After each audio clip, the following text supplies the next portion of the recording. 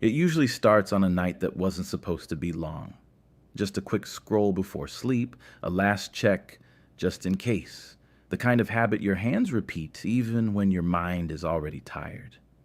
The room is half dark, the hallway light sneaking in under the door, and the only real brightness comes from the small rectangle in your hand. You notice your eyes sting a little, but you don't put the phone down. A video ends. Another one loads on its own. And you let it. You weren't really choosing what to watch anymore. Things were just arriving. There's a faint noise of distant traffic outside. Maybe a motorcycle passing, and for a second you realize you're not actually listening to any of it. Your thumb opens the same app again without thinking, even though it was already open. You scroll past faces, headlines, people's lives compressed into 30 seconds. Non deles exatamente importantes. Mas também não totalmente ignoráveis. Somewhere between one clip and the next, you feel a small wave of irritation at how tired you are. Not physically, exactly, but mentally frayed, like your thoughts are loose threads. The pillow under your head is warm on one side, slightly cold on the other, and your shoulders feel heavier than the rest of your body. You tell yourself you'll stop after just one more.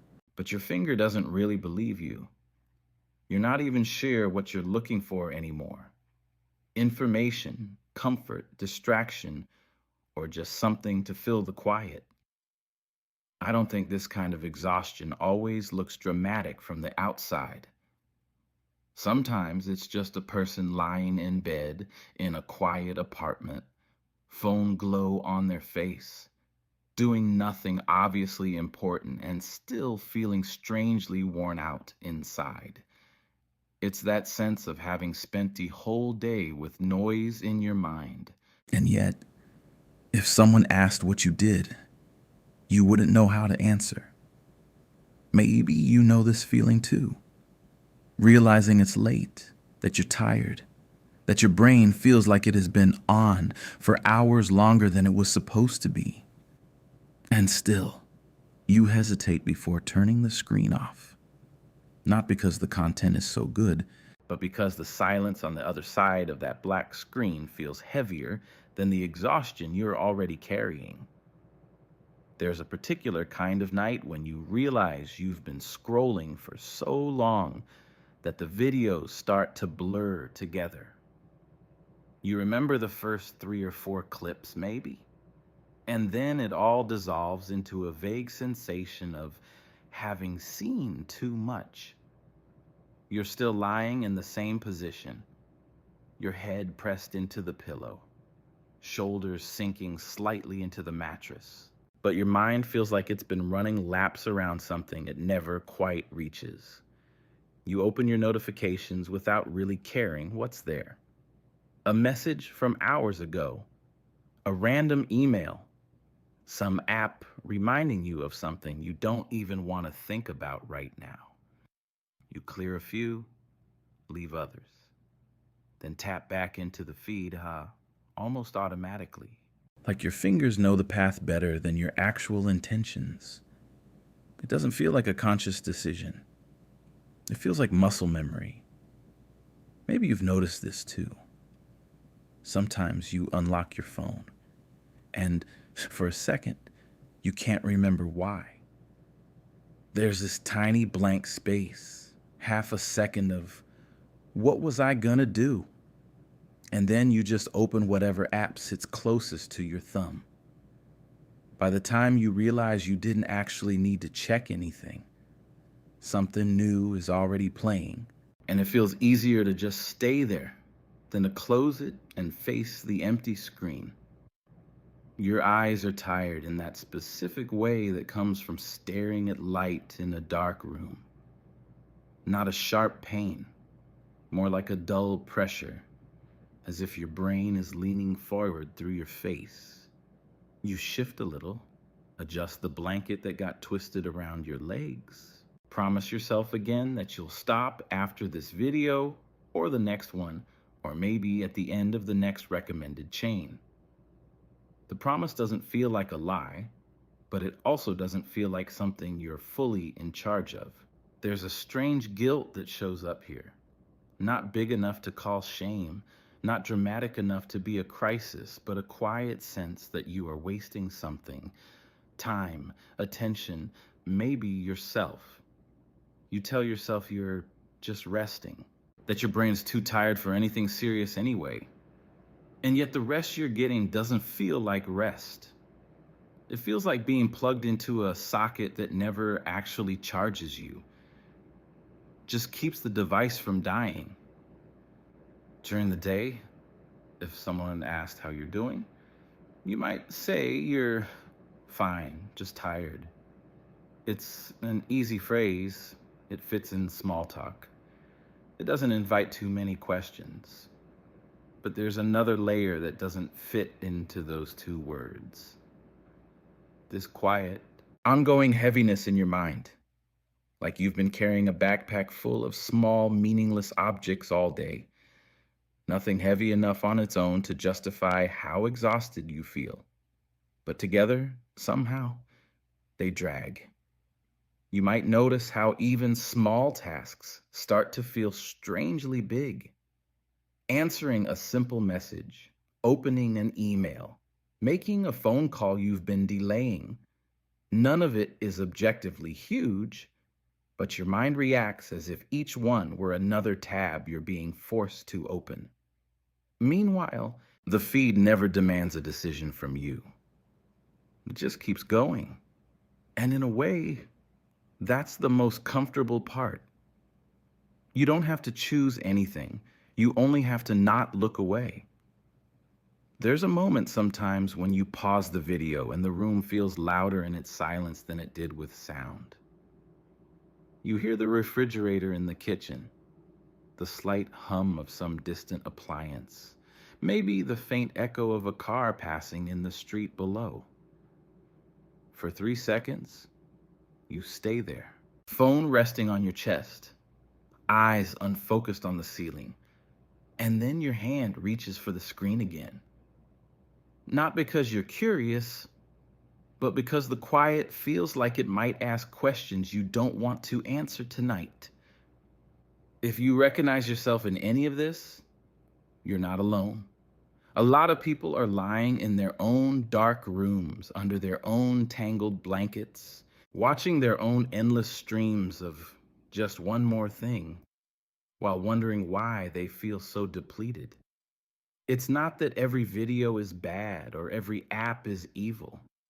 It's that somewhere along the way, the line between resting and numbing blurred so slowly we barely noticed. And now, many of us are left with this confusing mix of being overstimulated and undernourished at the same time. Mentally full, but not really fed. There's a point where the tiredness stops feeling like something that will disappear after one good night of sleep. It starts to feel more like a background setting, a default mode your mind wakes up into every day.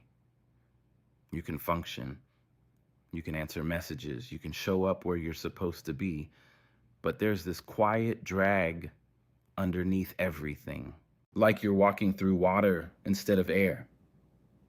Sometimes you try to explain it to yourself in simple terms. It's just stress. It's too much work. It's because I'm not sleeping well. All of those might be true, at least a little, but they never seem to fully capture what's going on. Because even on days when nothing particularly terrible happens, even when the to-do list is manageable, there's still this strange sense of mental fatigue sitting in the background, almost like your mind never really returns to a resting state.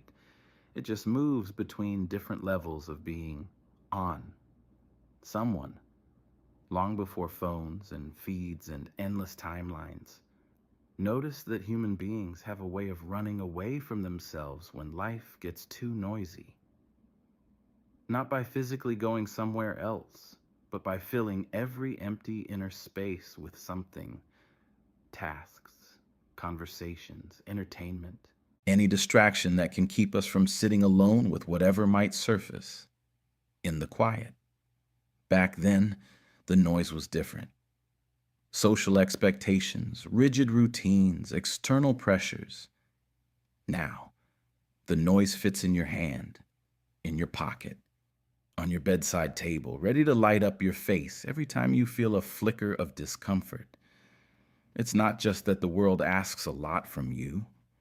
It's that even when the world isn't actively asking, there's still an invitation, almost a demand, to stay connected, updated, reachable, responsive.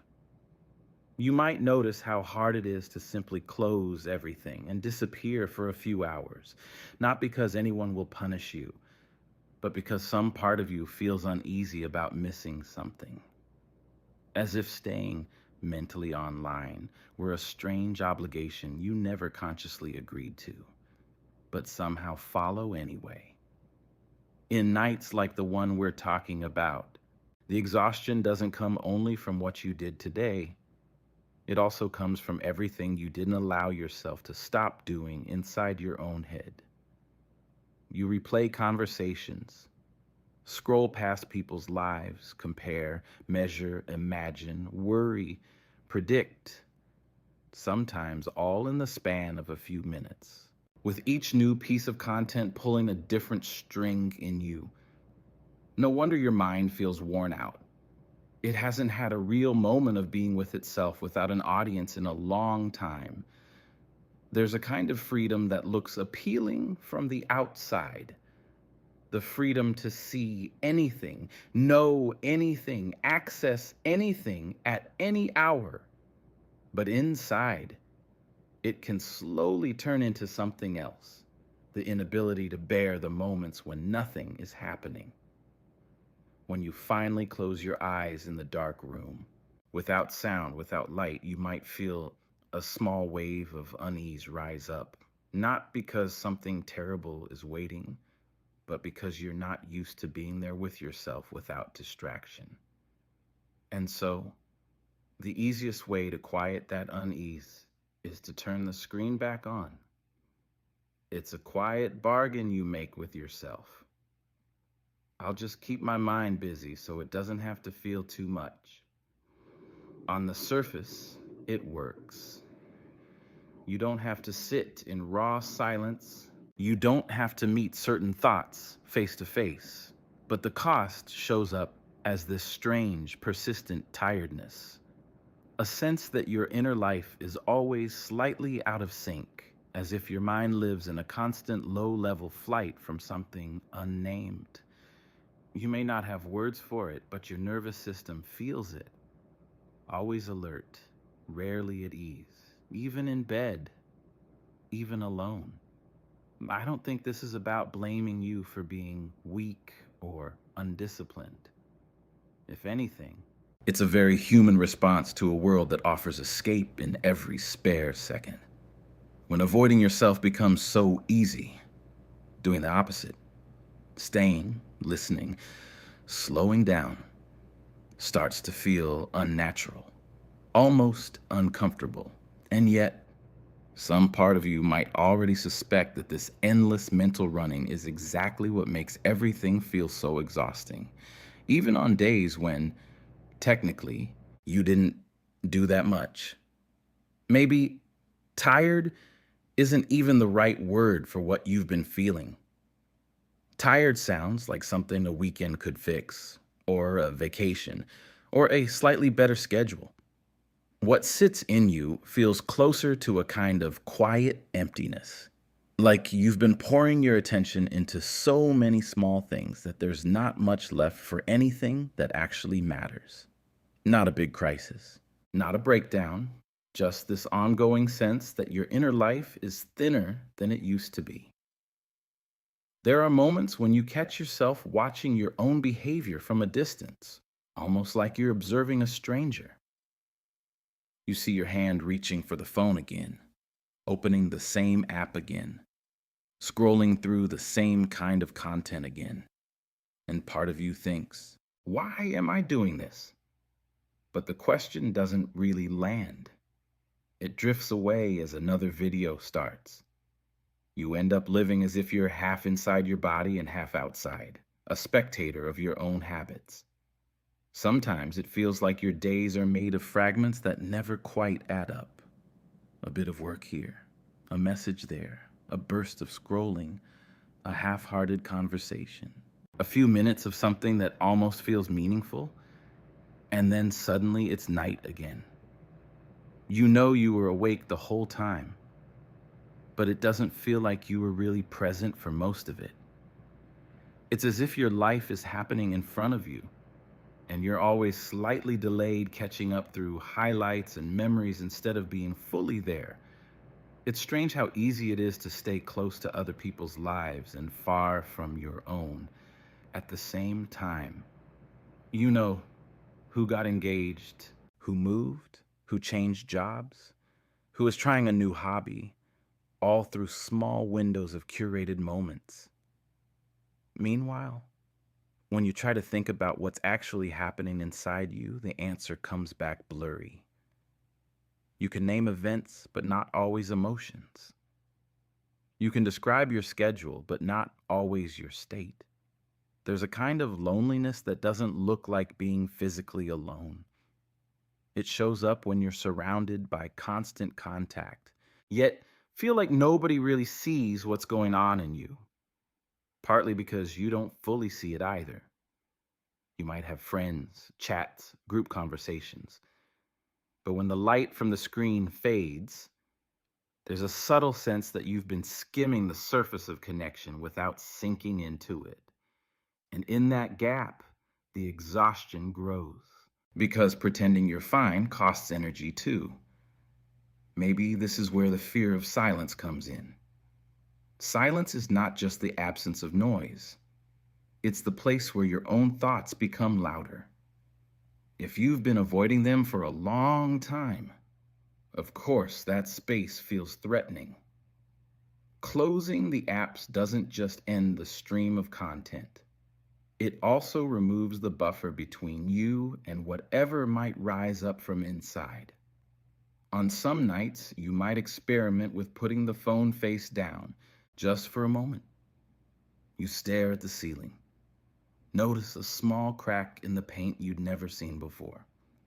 Hear the soft hum of the building, the faint echo of someone closing the door down the hallway. For a brief second, something in you relaxes, and then another part tightens, worried about what might come if you stay here too long. Your hand moves almost on its own, flipping the phone back, as if you were rescuing yourself from your own interior. It's a strange paradox. The more you try to escape the weight of your inner world by filling every gap with stimulation, the heavier everything starts to feel. Your mind becomes a place you're always managing, never resting in. And maybe that's the most exhausting part. Not the tasks, not the responsibilities, but this constant, subtle effort to stay away from yourself, even in the quietest moments of the night. I don't have a neat label for this, and maybe you don't either. It might be anxiety or numbness or burnout or something that doesn't fit in any easy category.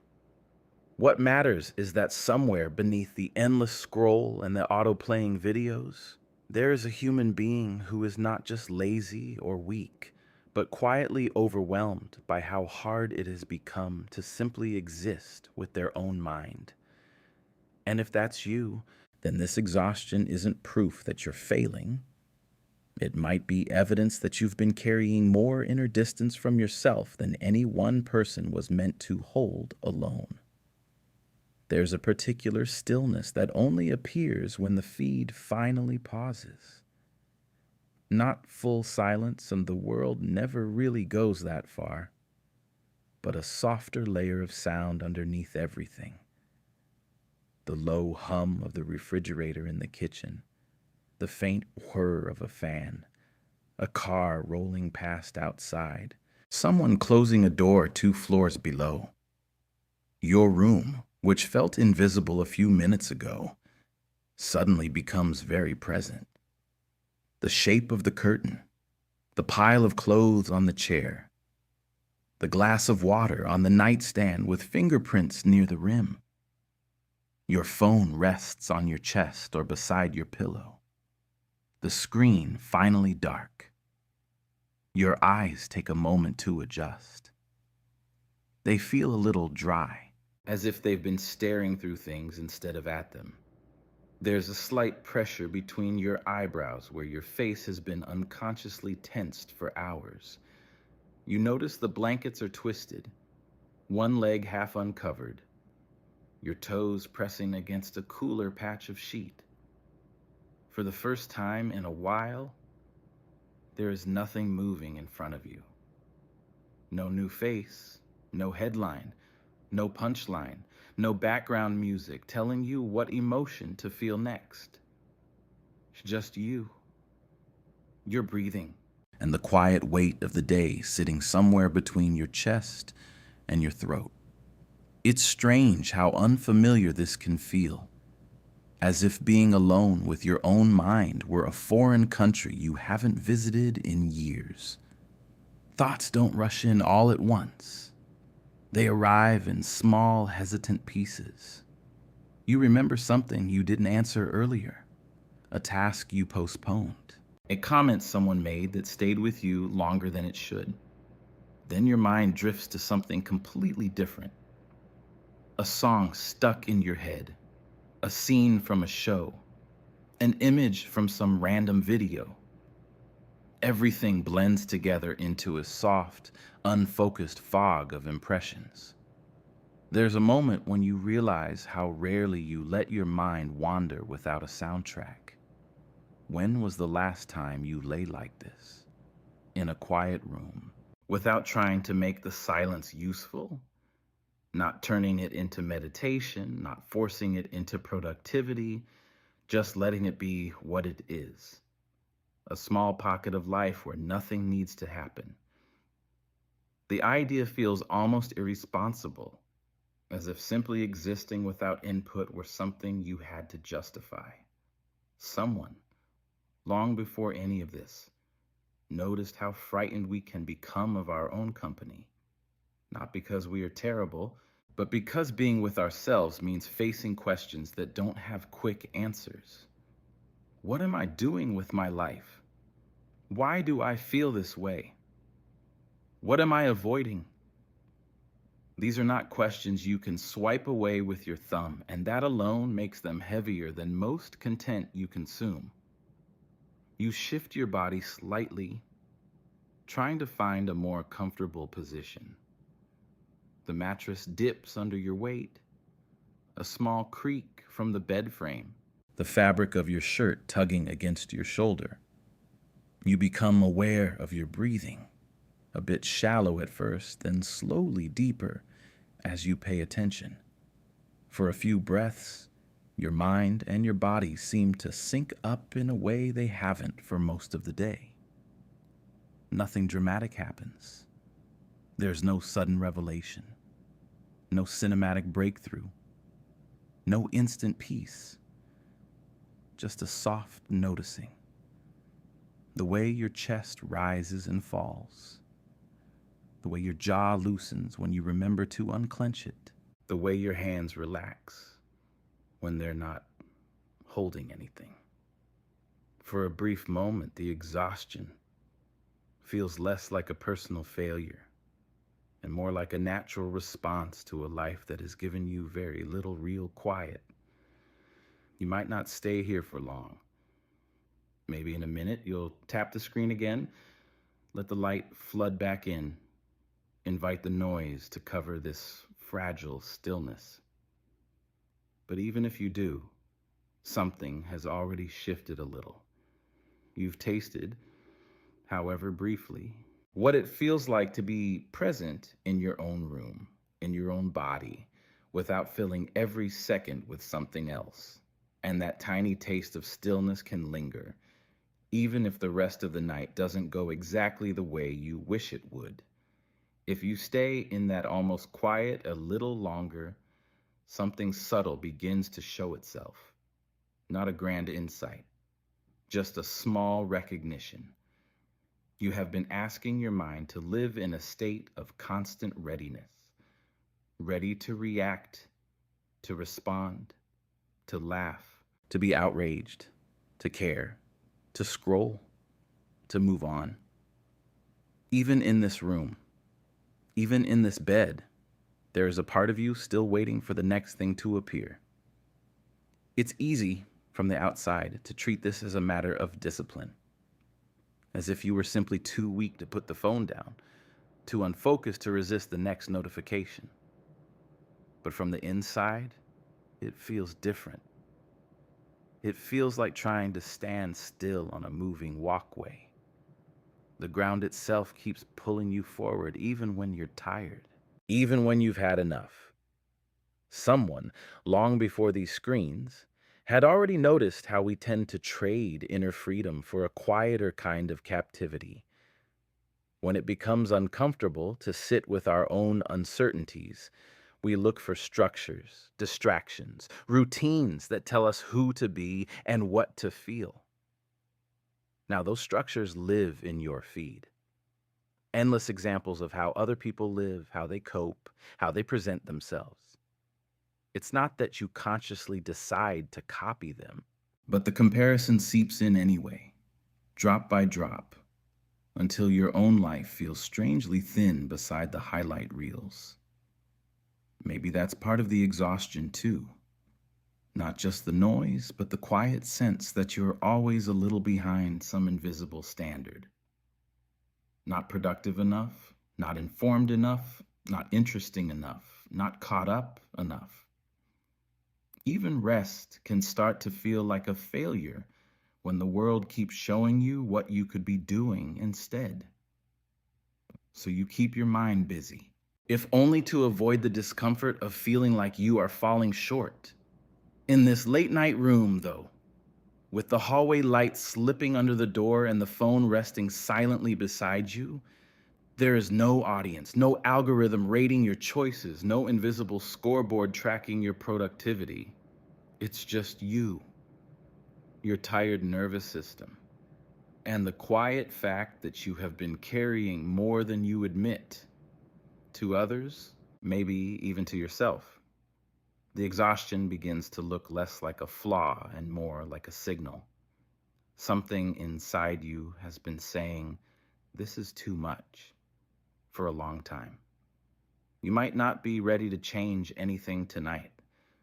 Maybe all you can do is lie there, feeling the weight of your own thoughts, noticing how often your hand itches to reach for the screen again. That's still a kind of awareness. It means there is at least one part of you that is watching, that is capable of seeing the pattern instead of just living inside it. If you let that part of you breathe for a moment, you might realize you're not the only one who feels this way. There are countless other rooms, countless other beds, countless other people staring at their ceilings, wondering why their minds feel worn out even on days that look ordinary from the outside. Some of them have never put this feeling into words. Some of them think they're just bad at life, when in reality, they're just tired of always having to run away from themselves.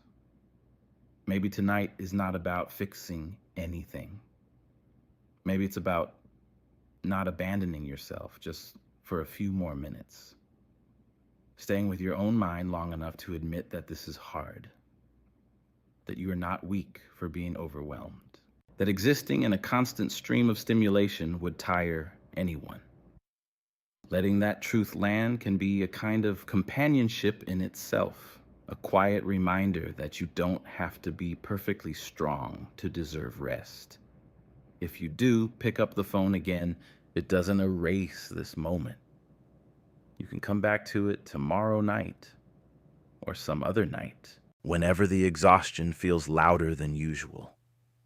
The goal isn't to become someone who never escapes. It's to gently remember that you also have the option to stay. even for a little while. Even just long enough to notice that beneath all the noise, there is still a person here, trying to live, trying to understand, trying not to disappear entirely from themselves. Maybe tonight doesn't need a big promise. Not, from now on, I'll change everything. Not, this was the last time I let the night slip away like this. Those sentences are heavy. They ask for a version of you that has energy you don't have right now. And honestly, carrying one more expectation might be the last thing your mind needs.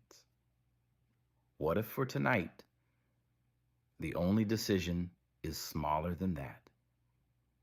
Not quitting every habit, not redesigning your whole life, just not letting the next video autoplay, letting the screen stop where it is. Even if it feels a little awkward at first, maybe you still keep the phone near you, but you give your eyes and your thoughts a chance to land somewhere that isn't constantly moving. You've done enough today. Even if your brain tries to argue, listing all the things you didn't do, all the tasks that remain, all the ways you think you fell short, you still carried yourself through another day of being on more than anyone was meant to be. That alone is effort. It counts. Even if there's no notification that says you made it through the day or you're allowed to rest now. You could try something very small, almost invisible from the outside. Turn the brightness down a little more. Place the phone face down on the nightstand so the glow doesn't call you back as easily. Let your hand rest on the blanket instead of on the screen. Feel the fabric under your fingers. Notice the simple weight of your own body supported by the bed. If your mind keeps spinning, that doesn't mean you're doing this wrong. Brains don't slow down on command just because we decide they should. They need time and patience, and the kind of gentle repetition that doesn't come naturally in a world of instant responses. You can let your thoughts wander without needing to follow every single one of them to the end. Maybe nothing needs fixing tonight. Maybe noticing the tiredness, really noticing it, without running from it immediately, is already more than you usually allow yourself to do. A quiet acknowledgement that says, yes, this is heavy for me, instead of, I should be handling this better. Sometimes that shift alone makes the room feel a little less hostile, a little more like a place where you're allowed to be exactly as you are. If you find yourself coming back to nights like this, you could treat this video or this kind of space as a small anchor. Not a cure, not a solution, but a reminder that there is another pace available, even if you only touch it for a few minutes. A place where you don't have to perform being okay, or productive, or endlessly resilient. Where being tired doesn't disqualify you from kindness, especially your own. At some point, you'll close your eyes. Maybe your thoughts will keep wandering for a while. Maybe sleep will take longer than you'd like. But somewhere in between, your body will do what it has always tried to do. Protect you the best way it can, even when you push it past its limits. Letting it rest, even imperfectly, is a way of meeting it halfway. And if, on another night, you end up here again, phone in hand, brain buzzing, heart a little heavier than you admit, you'll already know this. You're not the only one who feels this kind of exhaustion. You're not strange for struggling with it. You're not broken for needing softer spaces like this. Sometimes being understood, even quietly, is enough to make the weight you carry feel just a little less lonely.